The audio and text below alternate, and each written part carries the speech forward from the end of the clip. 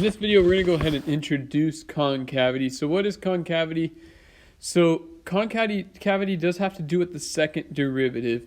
And basically, if it's concave up, you have a smiley face. It's like a happy graph. If it's concave down, it's a sad face. Now, it doesn't have anything to do with f increasing or decreasing, because look right here. Our function's decreasing, but it still has a smiley face. Right here, it's increasing with the smiley face, or it's increasing with a sad face. So it doesn't have to do with increasing or decreasing. It just has to do with, basically, is it a smiley face or a sad face? And you can see right here's another image of it, concave up, concave down. I like how right here, it points upward and inward, and right here it's pointing downward and inward. Different ways to think about it, but still you can kind of see the smiley face, sad face, smiley face, and these points where they change at, which is called the points of inflection that we'll learn in the next video. So if you take a look at this graph, we're going to be looking at some intervals here. So from -3 to -2.5. So that's right here. Or -3.5, I mean, right here. Now, we're going to select which of these intervals in which f prime is positive. This means that f is increasing. And f double prime is positive, means that f is concave up. I'll put CU for concave up. So f is increasing and concave up. That's what we're looking for.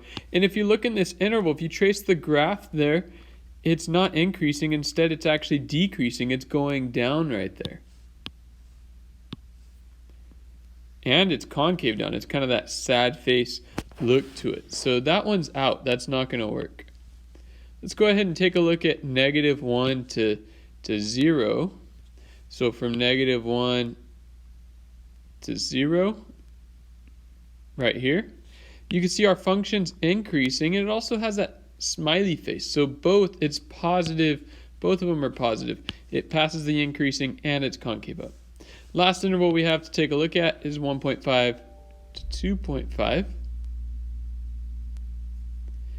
So from 1.5 to 2.5, you see our function's increasing, but look, it's concave down. We have that sad face to it, so that one is out. So it's just going to be B.